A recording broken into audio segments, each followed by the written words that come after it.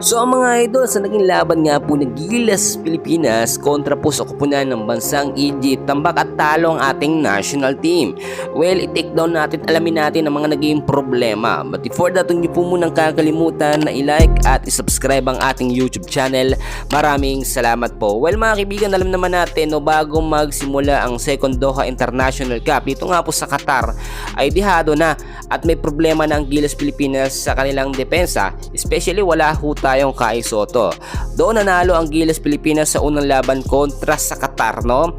Host team yan, maliliit yung mga player nila at maning-mani lamang sa ating national team. Pagdating naman po mga kaibigan, kontra sa kupunan ng Lebanon, lumabas na no, ang pinaka-problema ng Gilas Pilipinas. So far alam naman natin hindi ma-maintain ng Gilas ang consistency na manalo ng sunod-sunod kapag wala po tayong big man, no? Or wala etong si Kai Sotto. Siya talagang pinpoint ko po dito. At kahapon nga po sa huling naging laban ng Gilas kontra naman sa bansang Egypt, final score 55-86. Tambak ho ng malala ang ating national team. Well, kung titignan nyo mga kaibigan, so far okay naman talaga yung ginawa pong sistema ni Coach Team ko. Sa starting 5 mga kaibigan ko ng ating Gilas Pilipinas, nandiyan ang pangmalakasan natin si Junmar Fajardo, si Justin Brownlee, Dwight Ramos, Scotty Thompson at si AJ Edu. Well, kung nandyan si Kai Sotto, kasama siya sa starting 5 at meron tayong tinatawag na Twin Tower, Junmar at Kai Sotto.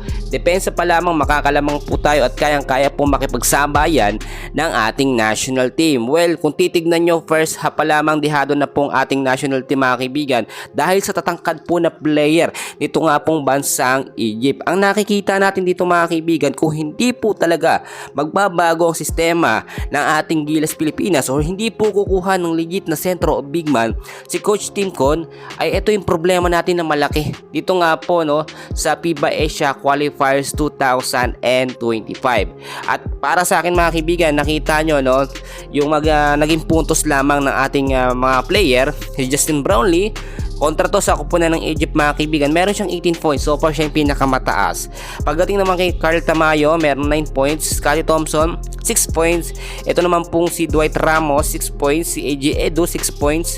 Junmar Fajardo mga kaibigan, meron lamang 5 points. Kevin Kimbao, 3 points. Chris Newsome, 1 point. At CJ Perez, 1 point lamang. Nakita nyo mabuti mga kaibigan, kung meron tayong Kai Sotto dito, hindi po mangyayari yung ganito. Hindi makakapuntos ng malaki o mataas ito nga pong Egypt dahil sa depensa ni Kai Sotto mga kaibigan. Meron tayong tinatawag kasi na ring protector, which is yun yung specialty ni Kai Sotto mga kaibigan. Pero kapag wala si Kai, tignan nyo ang nangyari, ang problema ng Gilas lumalabas po talaga.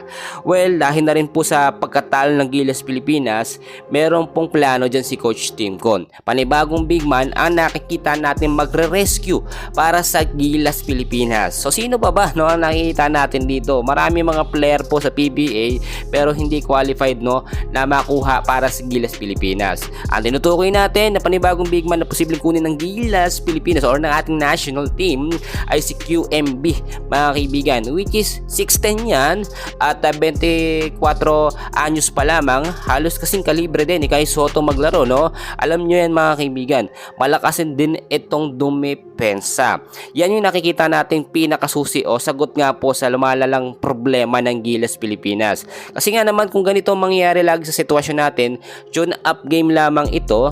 Kung hindi magandang performance ng Gilas Pilipinas dito, 2 talo sila, 1 panalo lamang no. How much more pagdating po sa bansang New Zealand na makakalaban natin sa FIBA Asia Qualifiers. Sasamantalahin ho nila na wala tayong Kai Sotto o wala tayong big man mga kaibigan. Naging banta na talaga ang Gilas Pilipinas noon nung merong Kai Sotto mga kaibigan. Nahihirapan no ang mga international team na talunin tayo dahil sa ating napakalakas na sistema.